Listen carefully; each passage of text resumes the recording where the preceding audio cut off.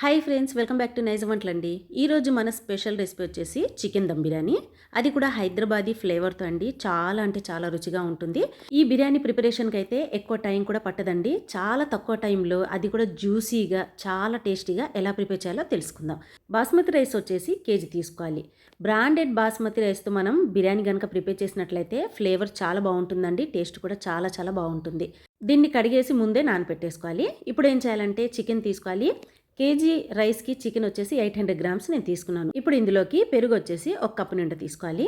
దీంతో పాటు కారం పొడి వచ్చేసి ఒక 2 టేబుల్ స్పూన్స్ తీసుకోవాలి. ఇందులో వచ్చేసి పసుపు వచ్చేసి 1/2 టేబుల్ స్పూన్. దీంతో పాటు ధనియా పౌడర్ వచ్చేసి 1 టేబుల్ స్పూన్ తీసుకోవాలి. ఉప్పు తగినంత. షాజీరా కంపల్సరిగా యాడ్ చేయాలి. అది యాడ్ చేస్తే మంచి రుచి అనేది వస్తుంది. దీంతోపాటు 1 టేబుల్ స్పూన్ వచ్చేసి బిర్యానీ మసాలా, అంటే స్పెషల్గా నేను చేసి పెట్టినటువంటి బిర్యానీ మసాలా అనమాట. దీంతోపాటు కసూరి మేతి కంపల్సరిగా యాడ్ చేయాలి. కాస్త ఎక్కువగా యాడ్ చేసుకోండి.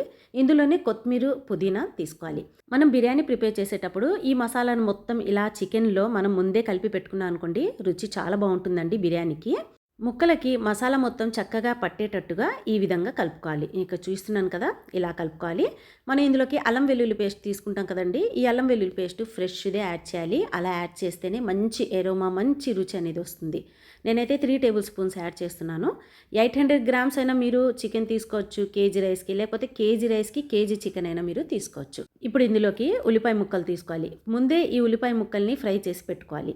మామూలుగా అయితే ఇందులో కాంబినేషన్ కర్రీ వచ్చేసి హైదరాబాదీ స్టైల్ దాల్చా చాలా బాగుంటుందండి. దాని లింక్ వచ్చేసి నేను డిస్క్రిప్షన్లో ఇస్తాను, తప్పకుండా వాచ్ చేయండి.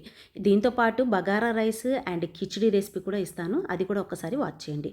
ఇందులో మొత్తం మసాలాలు కలుపుకున్న తర్వాత ఈ విధంగా మిక్స్ చేసేసుకోవాలి. మిక్స్ చేసిన తర్వాత మనం ఫ్రై చేసి పెట్టినటువంటి ఆనియన్ ఆయిల్ ఉంది కదా, ఈ ఆయిల్ని కూడా ఇందులోకి కొంచెం తీసుకోవాలన్నమాట. ఇది మొత్తం అయితే నేను యాడ్ చేయటం లేదు, ఇందులో సగం ఆయిల్ అయితే యాడ్ చేస్తున్నాను.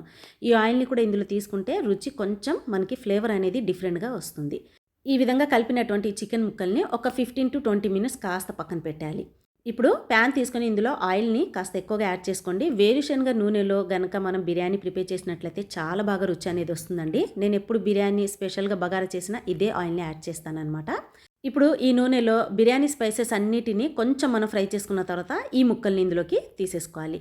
తీసుకున్న తర్వాత ఇందులో ఒక చిన్న గ్లాస్ నిండా వాటర్ని యాడ్ చేసేసి బాగా ఉడకనివ్వాలి. అంటే 90% ఉడికితే సరిపోతుంది. చికెన్ మొత్తం ఎక్కువగా ఉడికించుకున్నా అనుకోండి, రైస్ వేసినప్పుడు కింద ముక్కలు ముక్కలుగా అయిపోతాయి అన్నమాట. మనకి పీస్ అనేది పర్ఫెక్ట్గా రాదు. నేను 90% అయితే ఇక్కడ ఉడికిస్తున్నాను. ఈ విధంగా చూసారు కదా, మనం ఒక్కొక్కసారి మధ్యలో కలుపుకుంటూ ఉండాలి. ఆయిల్ మొత్తం ఎర్రగా పైకి వచ్చేంత వరకు కొంచెం మనకి అంటే దగ్గరికి రావాలన్నమాట ఈ చికెన్ కర్రీ. చూడండి, ఈ విధంగా దగ్గరకు వచ్చిన తర్వాత స్టవ్ని ఆఫ్ చేసేసి కాస్త ఈ చికెన్ కర్రీని పక్కన పెట్టేసి ఇప్పుడు రైస్ని ప్రిపేర్ చేసుకోవాలి. ఈ బిర్యానీ తినేటప్పుడు మంచి ఫ్లేవర్ కోసం ఈ రైస్లో కొన్ని ఐటమ్స్ని మనం యాడ్ చేయాలండి. ఈ వాటర్లో వచ్చేసి కొంచెం కుకింగ్ ఆయిల్ని యాడ్ చేసుకోవాలి. దీంతోపాటు కొంచెం కొత్తిమీర, పుదీనా, దీంతోపాటు ఉప్పు వచ్చేసి తగినంత. ఇందులో వచ్చేసి కొంచెం బిర్యానీ మసాలాలు ఉంటాయి కదా, వీటిని కూడా ఇందులోకి తీసుకోవాలి. మనం యాడ్ చేసినటువంటి ఈ ఫ్లేవర్ మొత్తం ఈ నీళ్ళలో వచ్చేసి మంచి రుచి అనేది వస్తుందండి రైస్కి. ఇప్పుడు చూడండి, వాటర్ మొత్తం మనకి బాయిల్ అయిపోయిన తర్వాత ఇందులో వచ్చేసి రైస్ని తీసుకోవాలి. ఇప్పుడు రైస్ ఉడికించుకునేటప్పుడు మొత్తం రైస్ ఒకేసారి ఉడికించుకుంటాం కదా, అలా ఉడికించుకోకుండా 70% ఉడికిన రైస్ని ముందు లేయర్గా తీసుకోవాలి. ఎందుకంటే ఇందులో కొంచెం నీళ్ళు ఉన్నాయి కదా, అలా కాకుండా మొత్తం ఉడికిన రైస్ని కింద వేసేస్తే మెత్తగా అయిపోతుందండి. కొంచెం 70% తీసుకోండి, పర్ఫెక్ట్గా వచ్చేస్తుంది.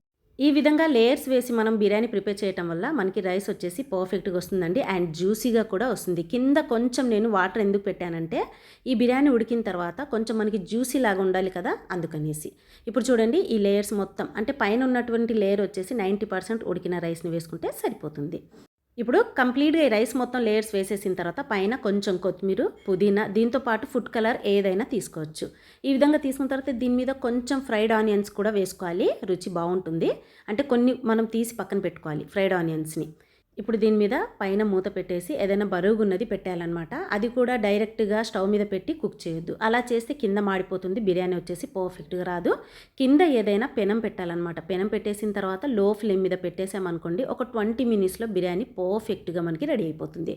బ్యాచిలర్స్కైనా కొత్తగా పెళ్ళైన వాళ్ళకైనా స్టెప్ బై స్టెప్ నేను ఈజీగా అర్థమయ్యేటట్టుగా చెప్పాను కదండి. ఇలా కనుక మీరు చేసుకున్నట్లయితే పర్ఫెక్ట్గా హైదరాబాదీ స్టైల్లో జ్యూసీగా వస్తుందండి. నేను ఇక్కడ తీసి చూస్తాను చూడండి, ముక్క కూడా మనకి ముక్కలు అవ్వకుండా చక్కగా పర్ఫెక్ట్గా వచ్చింది కదా.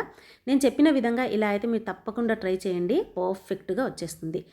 ఇందులో కాంబినేషన్ కర్రీ దాల్చా వద్దనుకుంటే చికెన్ కర్రీ రెసిపీ కూడా ఇస్తాను. మీరు దాన్ని కూడా ఒకసారి వాచ్ చేయండి. అది కూడా ఇందులోకి సూపర్ కాంబినేషన్ కర్రీ అనమాట. ఇప్పుడు ఒక ప్లేట్‌లోకి తీసేసుకుందాం. చాలా అంటే చాలా పర్ఫెక్ట్‌గా, రుచిగా ఉంటుందండి. ఈ విధంగా మీరు స్టెప్ బై స్టెప్ ఫాలో అవుతూ చేయండి.